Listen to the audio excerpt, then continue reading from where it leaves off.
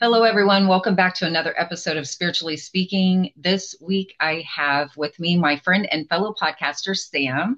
Thank you for saying yes to this invitation. I'm so excited for us to have this conversation, Sam. I really am. I'm very excited to collaborate with you because I've been talking with you so much, and this is our first time that we're getting to actually collaborate on a project together. So excited right back at you. Thank you for the invite. You're very welcome. How would you like to start it today? Because you know I do an organic podcast, so we're just going to roll with the flow like we do here. So, So I would say maybe this week, what was a little miracle moment that you received that may have not felt like a miracle moment, but then it was just kind of like an aha, whether that be you saw repeated angel numbers, you randomly found something, you got a great message. What was it for you?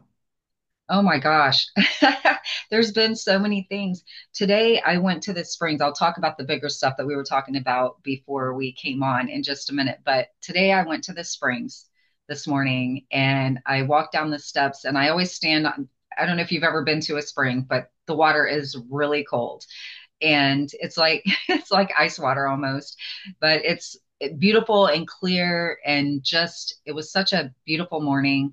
And there was a guy standing on the steps, and he told me they were watching an otter, and I was like, oh, that's so cool. And then this otter, I saw him, and then he like kept coming out almost into the middle of the springs, and he was playing and swimming in the water, coming up like he was just totally showing off for the crowd. It was pretty cool, and you don't see otters there that often. So I thought that was really amazing.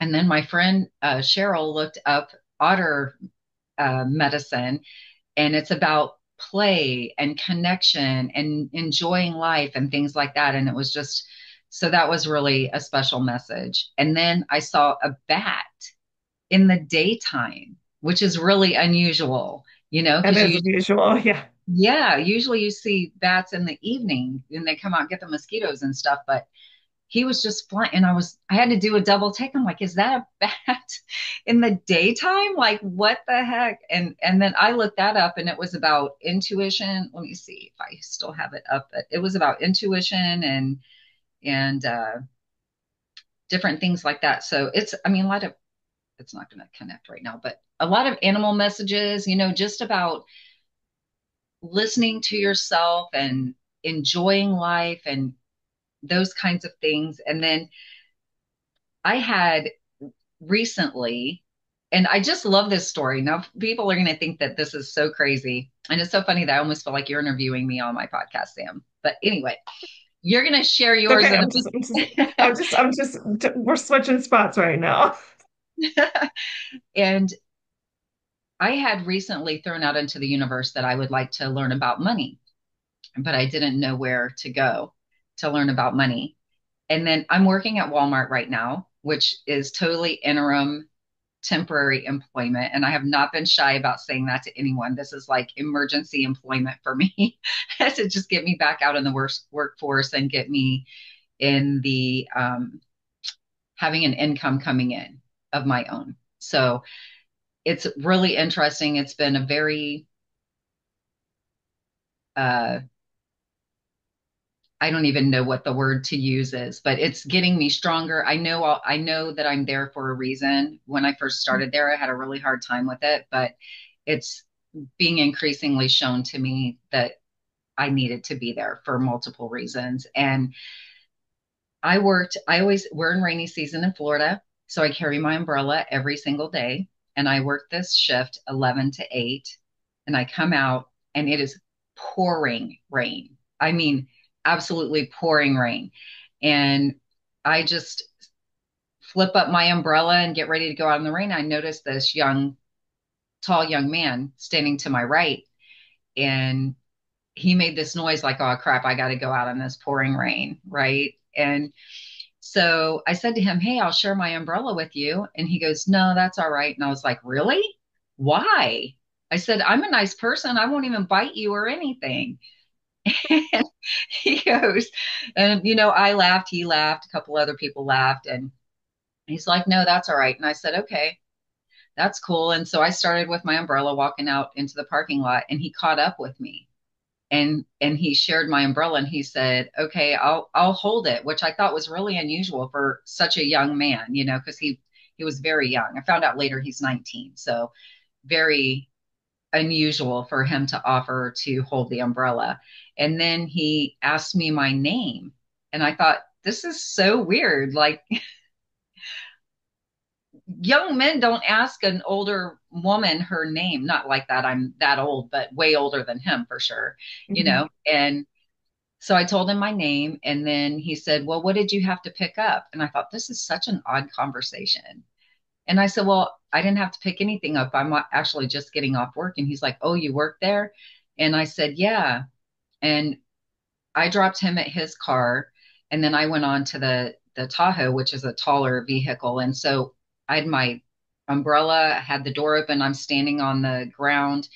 I had seen movement through the Tahoe, so I knew he was coming back over, and I thought, oh, because you hear all these stories of what happens in parking lots with women. Yes. And it was dark because it was 8 o'clock and it was pouring rain. So it was pretty dark outside. And then something said to me, "You don't need to be afraid." And I was like, okay. And he walked up right behind me, and I said, "Hi." And he said, "My mom told me to look out for nice people." He said, "She's expanding her business. Is there any way I can get your number?" I And love that. it's so cool. It's such a cool story. And the whole way it started, we hear about people saying, you need to be authentic and you need to just be yourself. And I thought, that's such a crazy, goofy Dee being herself moment. Like I literally said, "I won't bite you or anything." And then next thing I know, he's asking me for my number to give to his mom about a business opportunity, Which is amazing. which is amazing, right? And this all Yes. just happened very quickly, like within the last week. This has all happened. It's wild. It is. And it just goes to show what an act of kindness can really do, especially when nobody is looking. I think we live in a society where people are trying to always do acts of kindness to get it documented for like some sort of, moment or to be able to post it on social media. And it's the acts of kindness when nobody is looking that I feel like get the biggest types of rewards because look at what happened. Like you weren't expecting that. There was nobody there. You were just trying to be authentically you and help, and the universe just smiled right back at you. Yeah. Yeah, it really did. And I thought, oh, she's probably not even going to follow through. But she did. A couple days later, she texted me, and then this whole thing happened that I'm not going to get into, but I did talk to them and say I would participate in this business opportunity, and met some amazing people. The way they do things is incredible, and the upliftment and just the sense of support and encouragement inside of that business is really incredible. It really is. And then at the end of the day, just today, actually, as we're recording this podcast, I declined the offer and decided to back out so that I can spend the time and energy that I would have spent on someone else's business on my own business. So it was such a moment of clarity for me. Like I told you before we came on, it was like I had this education in my sleep the other night. And then when I woke up, the education continues. And it was like all of this had been laid out for me in just like bright lights, like, here, see Yes, this. And that's when I realized it's time for me to really focus on my own self. And I feel like that's really important, Sam, for us to be open to these messages when they come in, because we ask for them and we ask for them and we ask for them. And yes, then when they come in, we do so much explaining away or ignoring or not thinking that it's really important to listen to. But being open to the message is huge. absolutely. Absolutely. And just like you said, just being open to it because it may not come in the reasons and different scenarios that you think it will. So Yeah. that's why and the thing of it is, like, I say that, and perhaps it may scare a couple of people thinking that they might miss it. You're not going to miss what's for you. It will always come to you. It might take a little bit longer, but you're not going to miss it. So don't worry about it passing you by. It just may get a little bit more in your face if you keep on ignoring the signs. Yeah, because us humans are stubborn, man. I know I am. And Yes. it has taken me a minute, but I've gotten so many readings here or people just saying things to me about you need to hurry up. People need what you're doing. You know, people really need that. I keep hearing that. People really need that. So I feel like that's really important for us to know and understand that people need what we're offering. People need the guidance and the special personal magic that we bring, you know, because we can get really wrapped up sometimes in, well, this person's doing it and that person's doing it, and so many people are doing it. There's not enough room for me. There is, because everyone is different and they bring their own special magic to the situation. Absolutely. Absolutely. It's kind of like going to a potluck where everybody shows up bringing the same dish of mac and cheese. Yes, you all have the same mac and cheese. So does that mean we all run out to our cars and like put it away? Like, oh, well, that person brought mac and cheese, so we can't all have it. No, it's going to taste all different and it's probably going to be delicious, but it's all going to be our own different spins on it. So Yeah. mac and cheese it up. Yes, man, I do love me some good mac and cheese.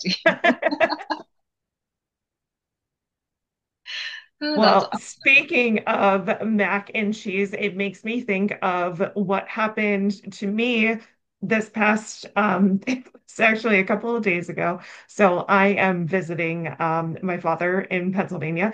And while I was driving through on the way, I had gone on a retreat this past June with a bunch of wonderful women, and two of them live in Ohio. So I had said, "Hey, you know what? I'm driving through. Would love to meet you all for lunch. Like, does around like noon, 12:30 work?" And they were like, "Yeah, that's great." So they sent me a spot.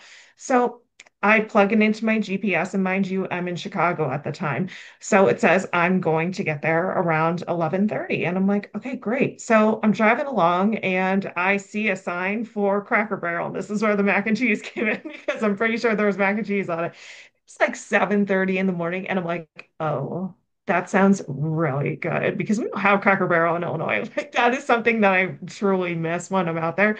So I'm like, you know what? I have an hour. I have some time. So I was so close to pulling off and just going and like indulging in some pancakes and like just enjoying a great breakfast. And for whatever reason, I was just like, nah, you know what? Just keep going.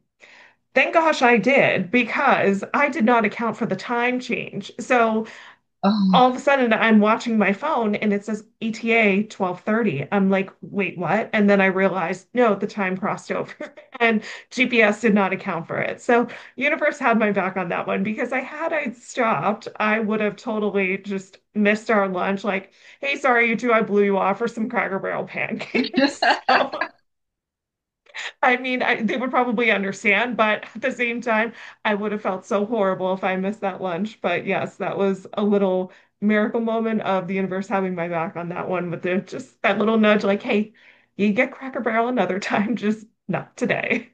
let's keep going. That's so funny. Yes, Yeah, those time changes will get you. They they will. They will. sneak up on you sometimes. Yes, yes. Oh my gosh. I don't know how people do it as far as if they live in, California and they travel all the time, like to the East Coast and everything, like more power to them. That is a superpower that I wish I possessed because I feel like if I do a time change of like a half hour, I'm so jet lagged. Oh, now you did say you were going to go to India with me. That's a big time change. Yes, I will probably have to like people train for triathlons. I will have to train for the time change. I will probably like have to like a week before like start going to bed at whatever time it is in India that it's bedtime so I could just readjust my body for it. That's funny. I was recommended to go a couple days early. so that Okay. I can allow my body to adjust. So we can always discuss that. But yeah, we'll be talking more about that retreat Yes. in India coming up in February. So I'm so excited I'll for keep you that. posted on it, I promise. I am so excited for that. Just like the culture, the food, the people that we're going to be with, it's definitely going to be an adventure. So, very much looking forward to that. Yeah, me too. And it's so interesting because I never really wanted to go to India. Yeah. It's just never been somewhere on my bucket list. And then, like I've been talking, it's like it's such a spiritual place, right? It's like just a Mhm. spiritual mecca. You hear all of these stories about yogis and just these beautiful gurus that come out of India. And it's like almost cliche that an American would go to India to have a spiritual experience because it's like, of course you went there and had a spiritual experience. Of course you did that. So it's not, and I don't mean that in a, like I mean that in a very positive way because because it's so much an expected thing to do, I guess, is why part of the reason I never really thought I would end up going there because I'm Yeah. kind of, dance to the beat of my own drum. Like, if that's what it takes, then I'm not doing it. I'm going to do it this way because I'm D and that's what I do. And then Yes. my friend James said he was going to plan this retreat and everything. And I talked to him about it. And at that point, I was like, well, it's really cool, but still wasn't really thinking I'm going to go. And then he Yeah. leaves me this voice message and he's like, the India thing is a go. What do we have to do to get you there? And I was like, yeah, I'm gonna go. I sabotage myself all the time on stuff like this and say it'd be really cool to do it and then I don't do it. But I've set an intention that I'm definitely going. So when I talk about it, I'm like, yeah, I'm gonna be at that India retreat. That's a Y- thing.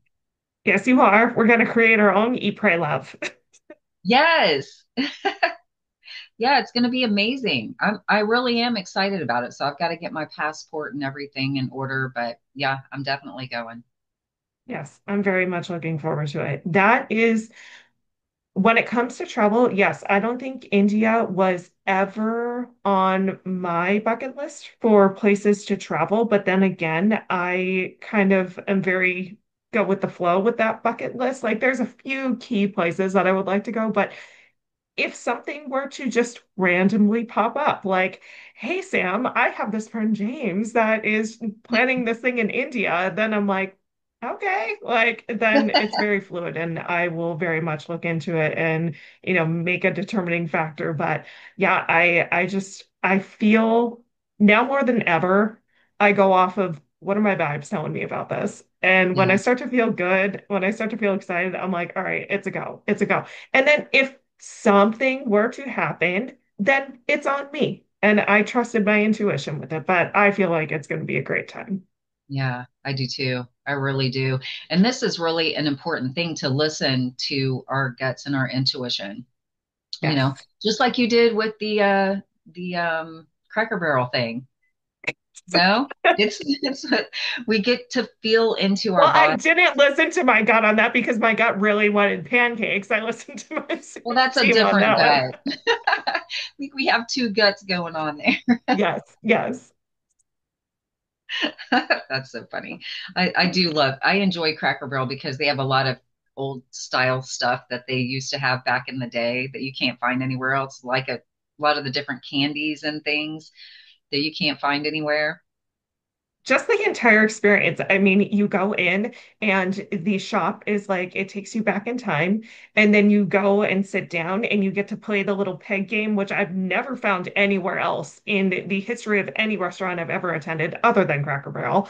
Yeah. So you get to play that. Then I mean, all I gotta say is biscuits and cornbread. Like, yes, please. I would love that. And then when your meal is all said and done, you get to shop around in the cutest store ever. And just like you said, they have all these old school things that it's like stepping back in time. And I mean, if you eat too much and you feel like you just need a second, you could just always go and sit outside on a rocking chair. Like Yeah. they just have really thought of everything. They always have a fireplace. So if it's cold in there, you can go sit by the fireplace because it has a big, huge, block there where you can sit. It's just awesome. Yes, yes. Yeah. They really did By the think about way, we are not sponsoring Cracker Barrel by any means during this podcast. Like, this is our free reign to choose to talk so highly about them. Yeah, we're not getting any kickbacks or no affiliate links are included in the description box below. It's just a really cool experience. It is. So, It is. well, Sam, would you like to tell these beautiful people that are my people and now your people by extension what it is you do? Yes. So I am an aura reader. I'm an auric educator. I also do spiritual life coaching and I help people through the awakening process as well. This was not something that I ever really intended on doing.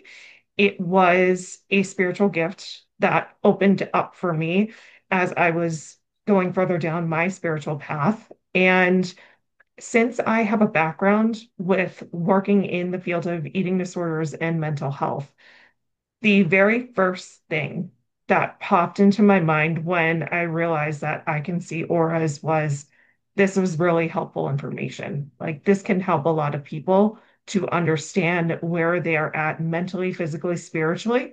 And so I really did my due diligence of just trying my hardest to learn and continue to learn as much as I can about the aura, the different colors, what the different layers represent, and just more on how that can serve somebody going through life in transitions and when they feel stuck and have blockages. So, yeah, I see things pretty colorfully for people and kind of just help them guide them on their path through the colors that come through on our readings. That's beautiful. So, are you able to see each color layer on everyone that you look at? Yes. So I have no control of what comes through when I do readings. And typically, what happens is I will concentrate on a specific layer and then move to a different one. Because even the most advanced aura readers, they will tell you that it's really hard to see the aura in total at the same time.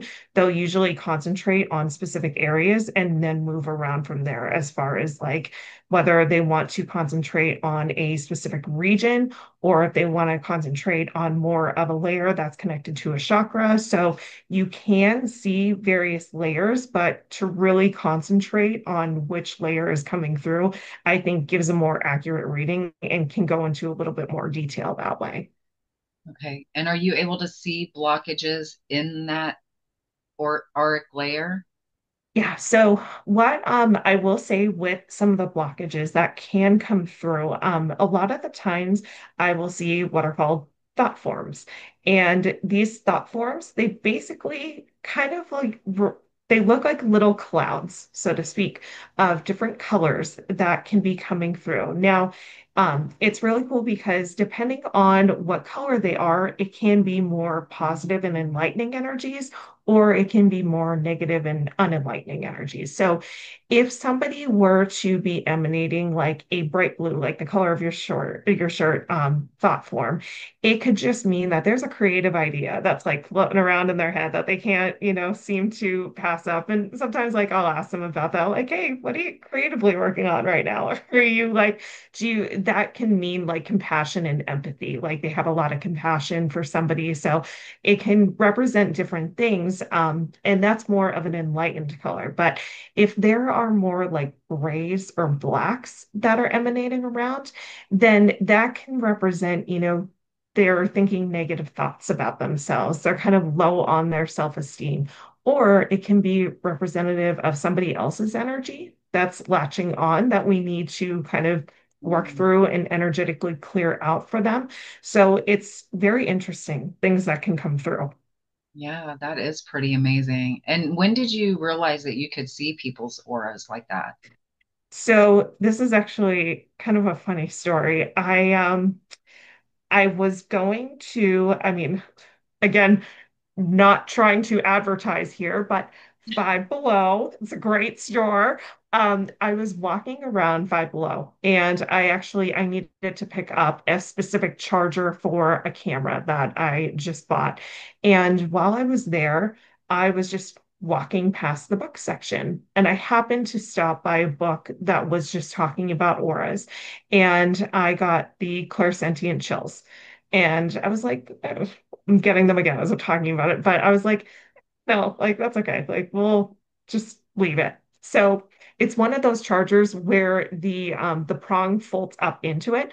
So I get home, I take this charger out of the packaging, and wouldn't you know, the prong is stuck. It won't fold out. So I'm like, of course. So I luckily the store was not far from my house. So I went back to the store, returned it, got a new one, and I'm like, all right, fine. I'll grab this book while I'm here. So I start reading it, and about like an hour in, I take a break and I'm washing my hands and I look in the mirror and I could all of a sudden like see colors that were forming. And at first, I thought like, oh, okay, it's like just the lights. So I didn't really think anything of it. And then a little bit longer, I was watching a social media video, and I started to see colors forming in the background. And these were all different people that I was watching, and I was just fascinated by it. I'm like, oh my gosh, like this is really cool. And so I then just started pulling up random photos of people to see, like, just make sure you're not losing it. I'm like, can you really see this? And sure enough, like, I was able to see them in different photos of people. So I was actually working with a spiritual coach and mentor at the time who was helping me through my awakening process. And I had messaged her and I'm like, hey, like, I think I could see auras. And she immediately was like, okay, I'm going to test you. And I'm like, oh, shoot, like, maybe I shouldn't have said that. But she got me on FaceTime and she asked me, like, can you see mine? And I started reading what colors were coming through. And she had recently had a reading done not too terribly long ago, and it was the same colors. So after that, I really started to dive more into, what the colors represent and just how much information there is, because I don't think that people realize how vast and intricate the aura is. I think it's just like, oh, like there's like blues and greens, but like no, it falls on such a spectrum. Like a bright emerald green will have such a different meaning than like an avocado green or like a jade green. So there's a lot of information in there. There was a lot to learn, but I was very eager to soak up as much knowledge as I can. And I still to this day, like I love to read other people's viewpoints on the aura and how they do readings and what comes in through that for them. And the thing about aura readings too, that I did not realize is that you don't have to do them just through sight. So people can actually do aura readings through like clairsentient. They can feel the auric energies. They can also, through clairaudience, they can hear the frequencies of them. And also, too, like clairtangians, they can reach out and kind of touch the energy and give a color that way. So many different ways that you can go about doing aura readings, which I thought was very fascinating. But I do them through the plain old, sight. So I do them through vision. And but yeah, there's many, many different ways that you can get an aura reading done. That's amazing. I did not know that. And the one that jumped out to me when you were talking is when you said you could reach out and touch it and get a color. So do different Yes. colors have a different feel to them then?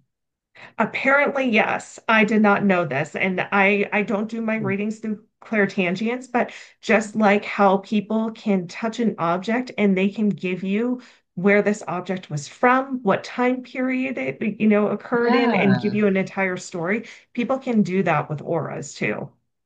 that's amazing. I did not know Yes. that. That is so Yes. cool. Yes. That is really cool. So you don't have to be with the person because you said you did that over Zoom with your mentor, I guess you would call Yes. it, Yes. and you looked at pictures and stuff. So people who do you know, maybe you don't know the answer to this question, people who do it in the way that they need to touch it, do can they do it over the internet too, or do they have to be in person? I'm just curious. I I don't quote me on this because I don't know for sure, but I will say that in the regards of how you can do energetic healings and send Reiki to people on other Mm, parts of the world, I would imagine that that is something that you probably can be able to do not standing next to the person just because of how powerful energetics are. But they are. again, I wouldn't quote me on that because I don't do them that way, but I would imagine that it's probably possible. That's fascinating. That really Right. is fascinating. I mean, being able to see it, and Yeah. when I was a little girl, I was able to see colors around Yeah. people. Yes. Like, and I always joke that it's so funny to me that I would sit in church because Yeah. it was like I don't remember talking to anybody about this because my parents were not open to this stuff. It was like of the devil, you know. But I remember Yeah. sitting in church and watching the different people walk around on the platform and seeing different colors and noticing how they would get bigger and smaller in intensity, like brighter and not as bright and things like that. But I don't, as an adult, I've not been able, like I can see them more now, but I have to really like Hmm. pay attention. Sometimes I don't, some have to pay attention. Sometimes I just see it. It just people glow. But Yes. most of the time I don't. So that's not like my strength by any stretch. So I'm absolutely fascinated with the fact that people can see it, especially the different layers of color like that. Yeah. That is really cool. So are you able to pick up on medical issues too? Because I know that I have learned a long time ago, and I believe that things happen in our field before they actually get to our physical body. And if we don't address them, Sure. that's when they manifest in the physical body as an illness or some sort of physical issue. So are you able to see that kind of stuff as well? Absolutely. And before I get into that, I love that you say that you were able to see them in church because that was actually one of the places that I was practicing when I first realized that I could see them because everyone's facing the opposite way. So no one can tell that you're looking at them. So I would practice in church. But yes, with in regards to medical things, so how this can pop up in the auric field is just like you said, if you're we all have an astral body, and when our astral body can only contain so much. So if there are things that are building up in our astral body, if there is too much kind of clogging up the system, then it will manifest in the physical body. But how it can pop up in the aura field is through rips or tears in the aura and also through health lines. So, health lines are these bright silvery striations, if we are in perfect health, that run from the tops of our shoulders down to our feet. And if we're in wonderful health, they will be bright, silvery, just shooting outwards. If we are starting to fall ill, they will turn a little bit darker gray and come inward towards the body. As we get closer and closer to the end of our life, they will droop even further and become a gunmetal gray. So, those are some of the ways that you can tell if there is something that is manifesting and happening with medical wise. But it usually will manifest as like a rip or tear or through those striations. That's so interesting. And you're able to detect rips and tears, which is, I guess, I think I've heard that concept before, but I'm not really familiar with rips and tears. And it sounds so like sci-fi to have a rip Yes. or a tear in something that we can't physically see. Yeah. So could you explain a little more about that? Yeah. So depending on because there are different layers in the auric field. So the layers will, start inwards and work out outwards, and they are connected to our chakra systems. So in the mental layer, say there may be a rip or tear in that, and basically it'll just kind of look like an indent, so to speak. If there is a rip or tear in the mental layer, then there is possibly some form of anxiety, depression, perhaps an addiction that is occurring throughout the mental layer. So you'll be able to kind of detect and pick up if there is something happening in regards to that. And in regards to like the different layers, depending on where they are happening, that's kind of like a telltale sign of where it's happening in the body. If it's more of like a physical manifestation or if it's more in like the mental part of the body. Wow. And you said they show up in the different layers. So like if it Mhm. was, let's say a gut issue, where might you Mhm. see that in the auric field? So that can pop up in a few areas, but that can tend to pop up in the emotional layer, which is near the stomach region. Yes. Wow. That's Yeah. absolutely And incredible.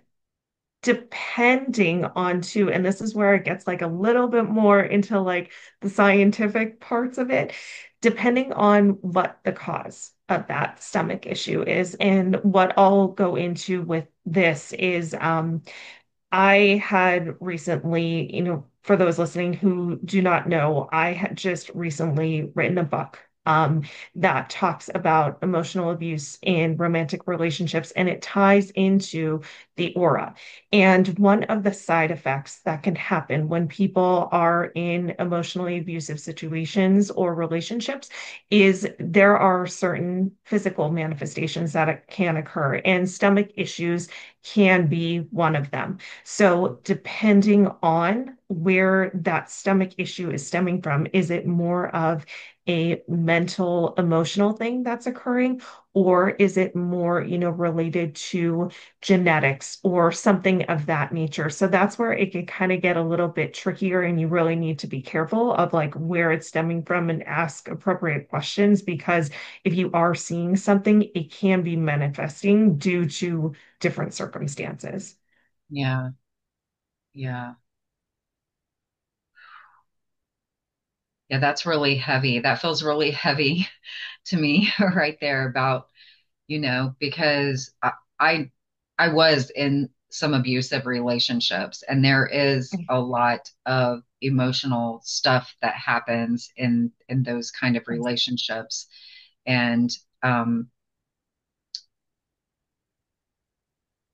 yeah, it can really affect your body as well as your mind for sure. And it's Yes. yeah, wow. And you wrote a book about that. Yeah. And one of the things that I talk about in the book and how it ties into the aura is because people don't realize, and we're going to step off of the topic from, just romantic, intimate partners.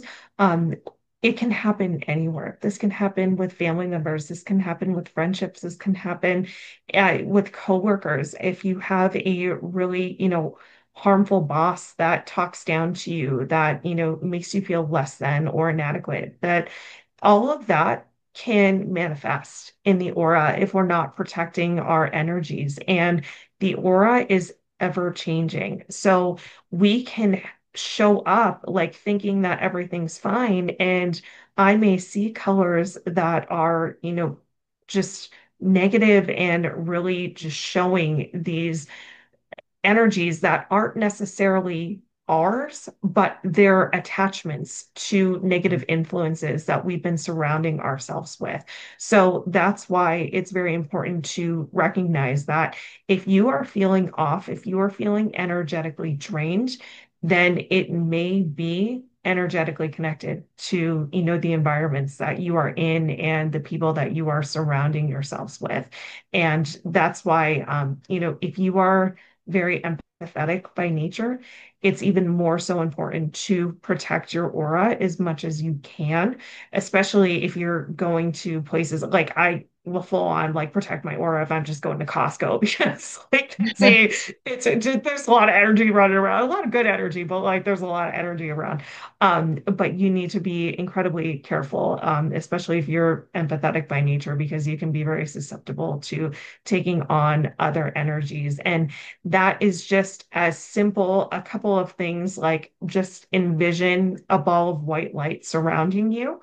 And also too, just like a couple of things you can do to cleanse your aura at the end of the day. Being in sunlight for about 10 minutes, incredibly powerful. taking Epsom salt baths. And I will, recommend that just be careful with that because they can be a bit dehydrating. But Epsom salt baths, sunlight, protecting yourself, envisioning a white ball surrounding you whenever you go out in public, really effective ways to kind of just protect your energy, cleanse your energy at the end of the day. But yeah, a lot of manifestations that can happen in the aura, it can be from energies that are not ours. And it's something to be aware of. It really is. It's something to be mindful of with the people and our environments that we're surrounding ourselves with, because it really does have an impact on us energetically. It sure does. And a lot of people don't even realize how empathic they are, Yes. you know? And I didn't for a long time. I didn't really understand why I was so sensitive and why I would have these moments where I felt like completely overwhelmed and there was nothing going on in my life that would have made me Yeah. feel that way. Yes. And I actually had to protect myself from one of my friends because I would feel her in my chest, you Yeah. know? And you can get that good at it. You can get, if you really pay attention, you'll realize who you're feeling in what part of your body, whether Yes. it's your kid or your best friend or your husband, if you're married, or your significant other, or whatever. And I would feel her in my chest. And I had two friends in one day, and I felt them both that way. And they were both having days. And I felt like an elephant was sitting on me. And had I had to just like put up protection between me and my friend, that when she was feeling that way, that I didn't feel it so profoundly, because I really felt like it was it was it was really intense. I Yes. could have felt like I had a problem and had to go to the hospital if I hadn't realized that it was energetic and not actually physical. Yes. And I love that you bring this up because being empathetic, I think it's more talked about now, being empathetic and sensitive, but it wasn't back then. And there was a lot, I think, of shame that came with it because people would say, like, oh, you're so sensitive, or, you take things too personally. And it's like, no, like I feel things way more deeply than the average person. It's a gift, but it's also something that's very draining. And I think, especially for empathetic people, to have that downtime for yourself is so key to be able to recoup and recharge.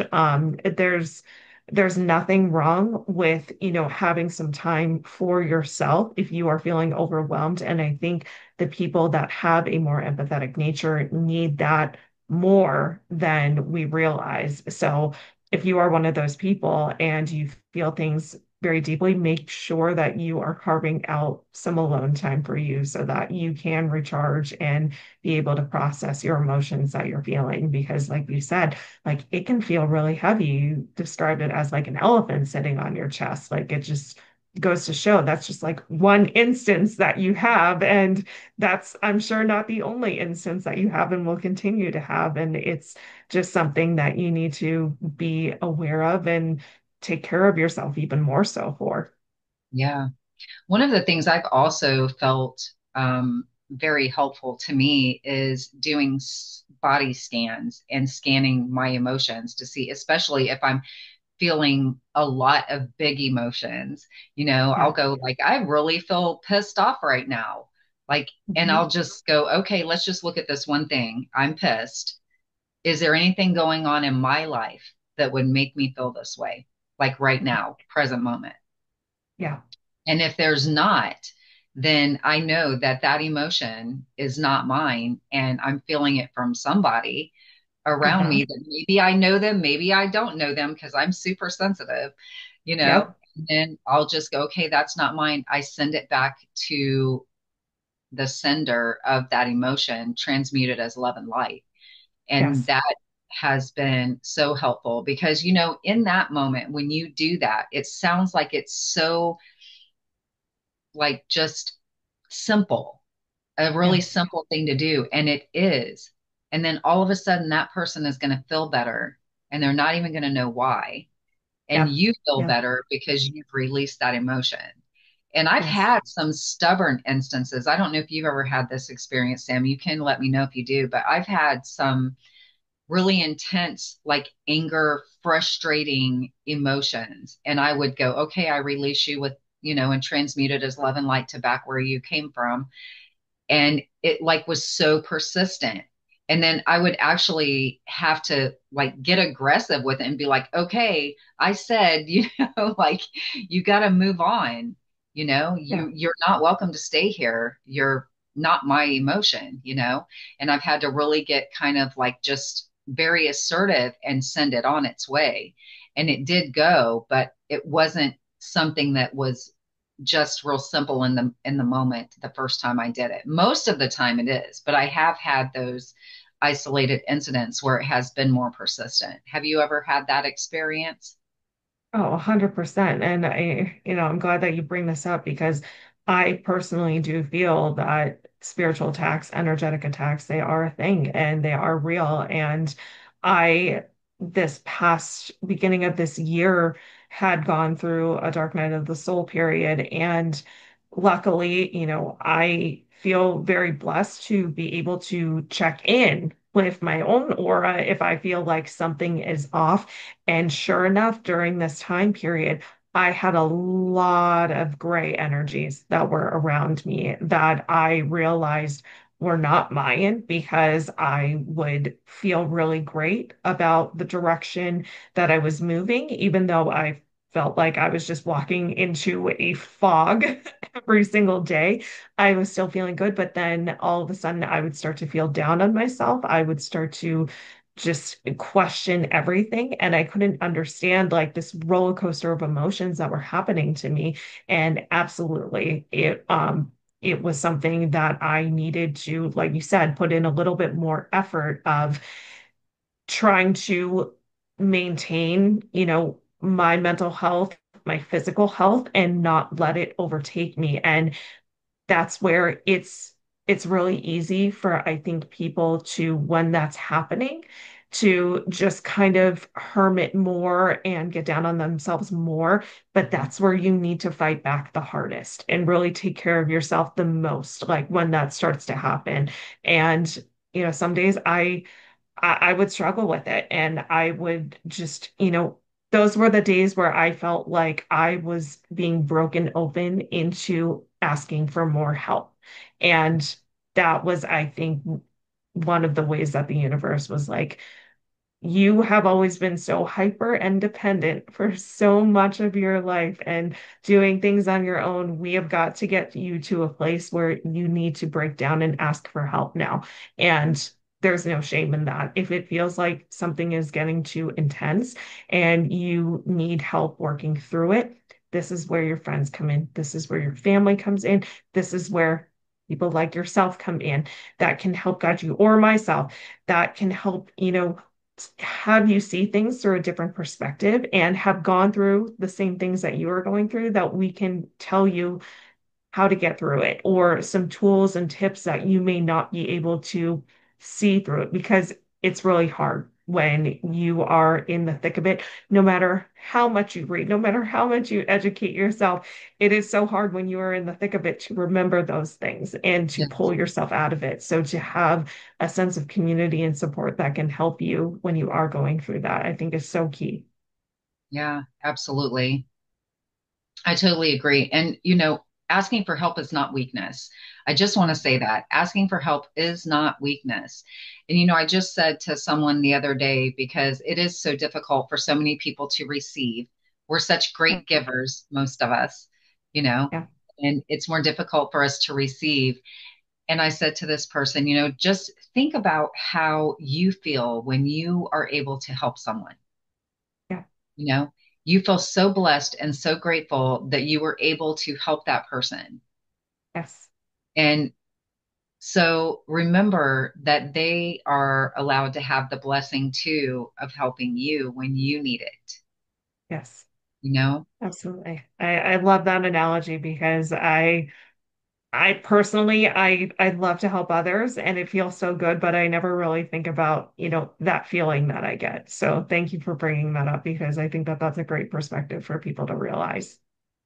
Yeah, you're welcome. And well, that comes from experience, Sam.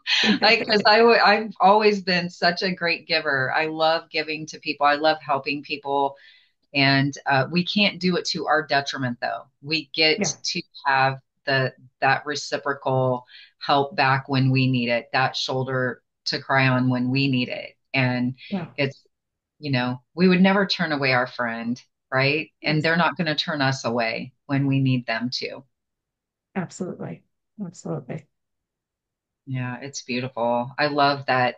I just love this whole conversation. I love the aura thing. I'm so fascinated by it. So you go to these like psychic fairs and stuff and you see people doing the aura pictures. Is that, tell me a little bit about that. Is that really a thing or is it something that's more hokey? Because I've really always wondered that. So this is a great time to ask this question, I think. So I'm always going to say that like this is my personal opinion, but I am also going to give some science behind it too to back it up. So the aura photography that you are seeing at those psychic fairs, what that is you are sitting down and you are placing your hands on some form of like magnet or metal.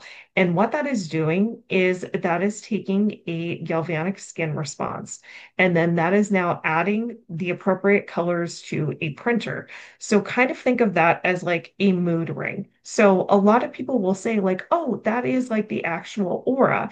And I will say that it may be able to show the emotional layer of the aura of like what's going on with you emotionally at that time. But it's just that layer. It's not going to show like all of the different intricacies and what's going on with you in all different forms. Like I said, it's more or less like a mood ring, so to speak. It's a fun activity. I personally got it myself done because I was very curious, and some of the colors that were coming up were actually, some of the emotions that I was feeling at the time that I was getting it done. So is it as intricate as like getting a full-blown aura reading? No. Is it a fun thing to do? Yes. And can it give you a little bit of insight as to where you are emotionally at that time that you are taking the photo? Yes. And I love that you bring that up with the photo because if somebody there are a lot of people that will do photo readings, but I'm a while back, I was a group expert in a Facebook group that people just kept on posting selfies and saying, what does my aura say? Like just not asking me in particular, but like just asking random people for them to read. And I kept on thinking to myself, like, people are just throwing out colors. Like they're saying, like, oh, I see blue, I see green, I see red. And the whole time I'm thinking, nobody's asking when this photo was taken. Like they're freely just offering up colors. And not only that, they're not saying like, oh, it's a moody blue, oh, it's an avocado green. Like, so there were so many things that were running through my mind. But if somebody were to take a photo and send it to me and say, what is my aura? I'm going to say, did you literally take this photo 2 seconds ago? Because you need to look at it as like a photo aura photo is of like standing in time. That can only read of like where you are at in that photo. So if you send me a photo that was taken 5 years ago, I'm going to tell you what your aura was saying 5 years ago, not what it's saying present day. So you can look at like photos and see different auras, but it's like a snapshot in time. And that's the thing that's also beautiful about the aura is because if I were to do a reading and I start to see energies or colors that you may necessarily be like, I don't want that, like that's popping up. Hey, we could change it. It may take a little work, but we can change it. And that's the great thing about it. Yeah. Yeah, that's so interesting about I'm glad I asked that question too. Yeah. So I've if you always ever, if wondered, I'm somebody, like, is that a real thing? Because I've never had it done because I've always wondered, is that just like because unfortunately in this spiritual space that we're in, there is a yeah, lot of I don't even know what word to use. I want to be mindful of my yeah, phraseology, but that's not necessarily above board. Let's just put it that way. right, Y- right. You know, so I feel like me being the person that I am and valuing integrity above almost everything else, Yes, it's important for people to understand and know what it is. I mean, like it's right. like you said, it's fun and it does show some things, but it Yeah, is very specific as to what it does show. So don't walk away from that feeling like you got this huge reading and you didn't. You got this little snapshot of a exactly. particular thing, not of everything even. So as Yes. long as we go into it with that knowing and we Hmm. still want to proceed with it, I feel like that's good. And I haven't sat and chatted up the people who do those to see if they offer more than that or what they're saying about the photo and all of that. I haven't done that. So I'm not, this is in no way to disparage anybody. It's just a curiosity on my own part. So thank you for explaining that. Yes, and I mean, I will say that aura photography, like whenever I go to psychic fairs or anything of that nature, there is always a line out the wazoo to get it done. So they obviously they bring in a lot of people. A lot of people are curious and fascinated by it, and yeah, like I. To each their own. Like I think it brings people a lot of joy to like be able to see the colors and understand. And if things pop through that are interesting for people to learn about themselves, like I'm all for it. That's why, I will never knock it or say, but like I will just say with my personal opinion and like also the science behind it, like what exactly it is doing with measuring the galvanic skin response, with adding the appropriate colors to the printer, and it showing the emotional layers. Yeah. So is there a way to capture the full auric field in some way that people can actually see it? I know it wouldn't be something at a psychic fair, but is there a way to actually do that? So what's interesting is that I cannot remember the exact name of the technology, but I did see it being done in Australia where you can place your finger on a machine that can capture what looks like the different layers of the aura, and you can see different things that are happening. Um, However, this was a very controversial topic between a lot of really, profound aura readers regarding this type of thing because it's hard to capture something that isn't clearly visible. And Mm, to utilize this type of technology, what people are saying in the regards of like the people who have done aura readings for many, many years and educated on this topic is in order to use that technology to be able to give the most accurate type of reading, you would have to use that technology and also have somebody who can read auras to be able to verify it. Because there can be faults with that. But I know that there is some technology that is being used in Australia that measures a fingerprint that can be able to see the aura and the different layers and be able to see the rips and tears, which I, hey, you never say never with technology. I think that there probably will be something that is made in the future, and it just will be very interesting to see. yeah, it would be very interesting to see. Yeah. And I can imagine that technology wouldn't be able to see the subtle nuances that a person would be able to see because we are the best technology. I mean, Greg Yes. Braden talks about it all the time, and he's really gotten pretty hardcore with the value of our human selves, Yeah. and not relying so much on technology because we're pretty cool technology ourselves. So I think it's really cool that you made that distinction there. Yes, yes. And there is another type of photography that dates back to the 1930s. It's called Kirlian photography.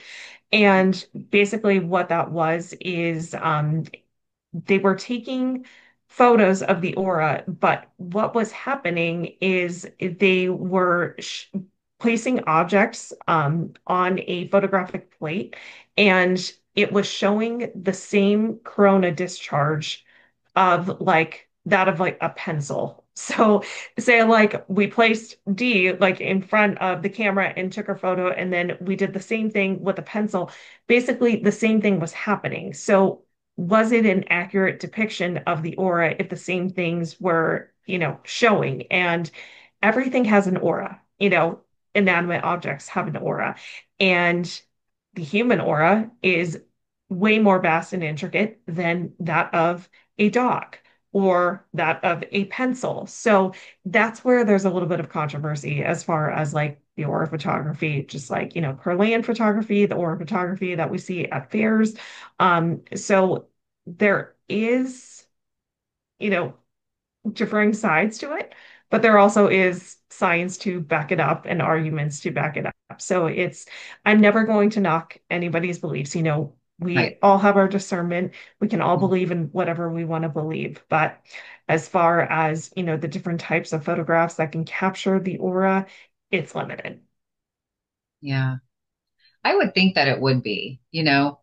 because I've recently, I don't know if I told you this or not, but I've recently been able to see the cosmic energy web. That's what I call it.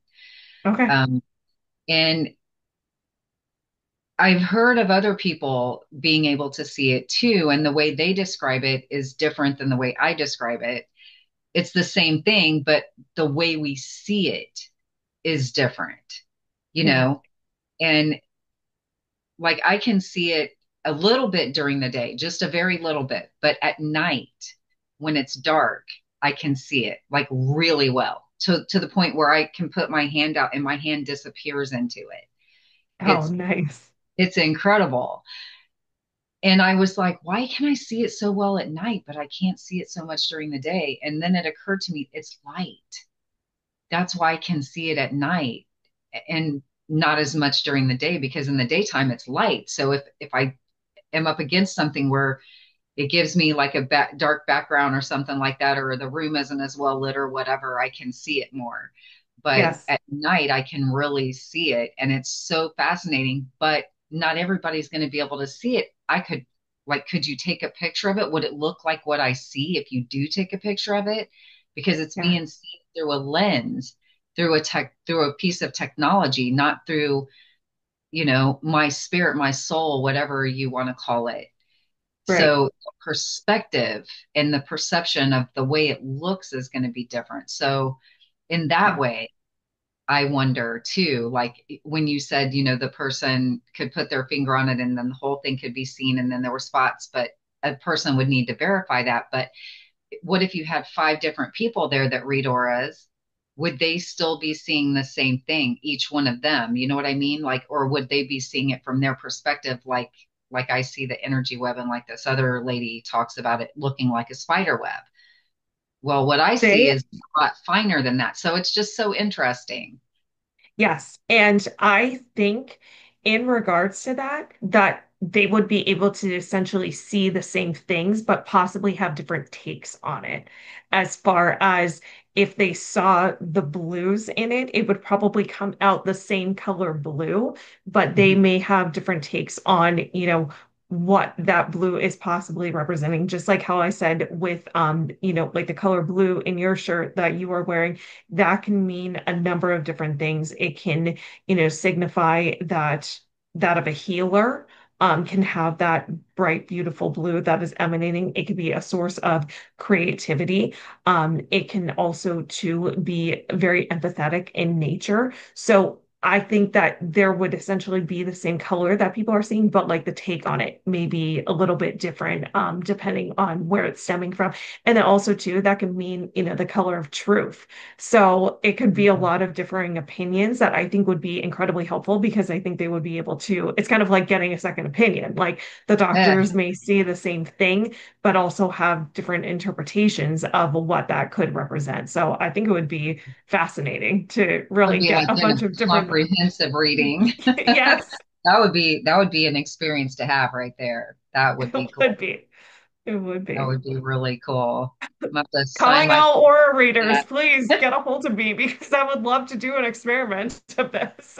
Hey, call me. I will be there some Yes, way, somehow. You can read my aura, all 10 of you or whatever.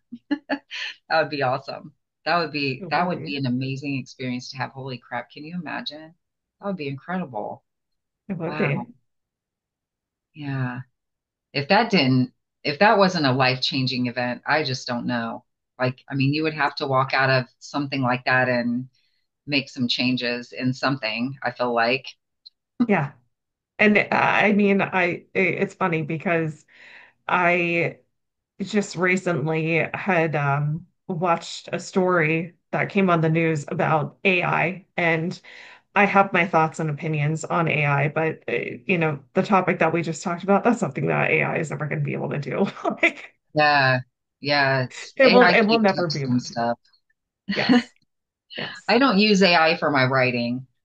I don't use No. AI for anything really. Well, I mean, Google makes you kind of forces you. There's certain things that are kind of forcing you to use it in certain ways, which I can't say I actually dig, but I won't use it. I'm a writer. You are too. Yeah. I won't Yep. use it for my writing because I feel No. like I was gifted this beautiful thing. So why Yes. would I give it away and make myself Exactly. not be able to think in that way anymore, you know? Yes.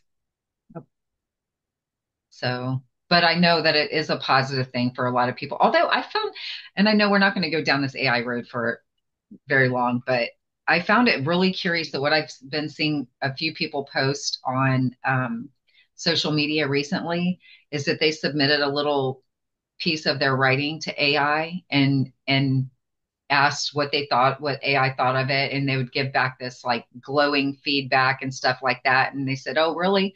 You liked it, huh? Well, it was, I didn't even write it. It was written by a writer I don't even really like." And then AI flipped it and did a 180 and annihilated it. Oh. Same piece of writing. And I was like, it's a little scary, actually. It is. And it's funny because just like I said, we won't go down this. But there are a lot of people that do utilize it and find it helpful. And they will say, oh, like it's starting to talk like me. It's starting to write like me because the more I interact with it. And I'm like, I have a feeling that if I pulled up my phone and I spoke something for AI to generate, it would do it in like a completely different language because AI and I we don't even have a conversation. So I will keep it that way. Yeah. Yeah. It's my preference as well. Yeah, it's my preference as well. I'll just leave it at Mhm. that. Yes, yes. Well, Sam, do you have any last words of wisdom for our community before we close out today?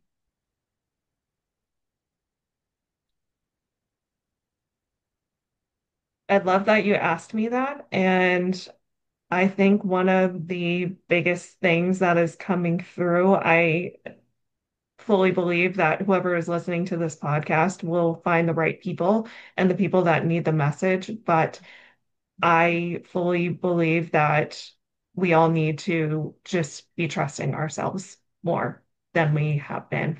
And trusting ourselves can feel very scary, especially if it's something that we've had to learn to do in our life that was never easy for us. But the more that we practice it, the easier that it will get.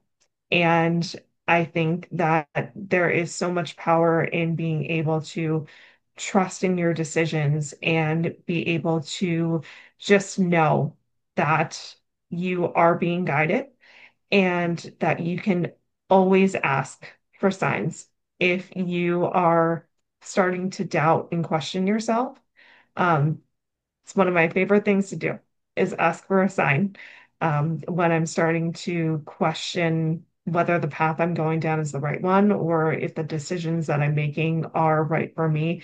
But I think just having more faith and trusting yourselves, no matter what is going on and happening, and just ask for a sign if you're Yeah. unsure. Yeah. And you're going to get them. You're going to get Yeah. those signs. You will. I get them all the Oh, they're time. clever. Yes, they're very creative sometimes.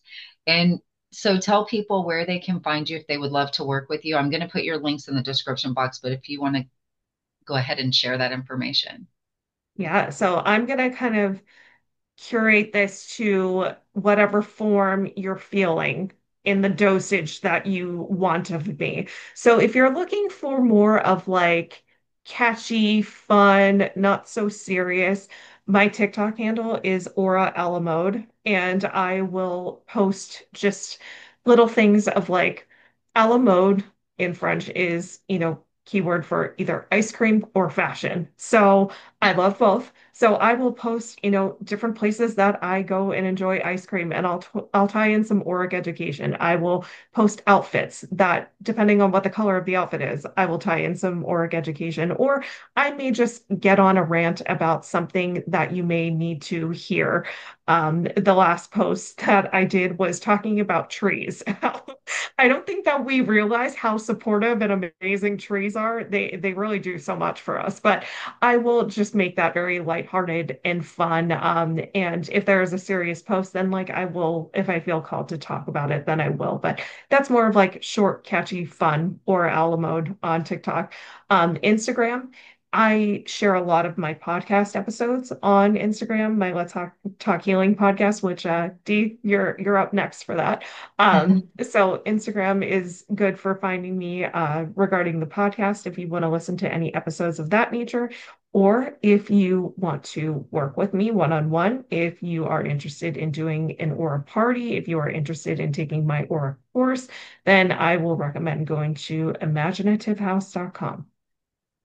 So do you travel for your org parties? Like if someone in Florida wanted to have you come to their party, do you travel or do you only do it locally?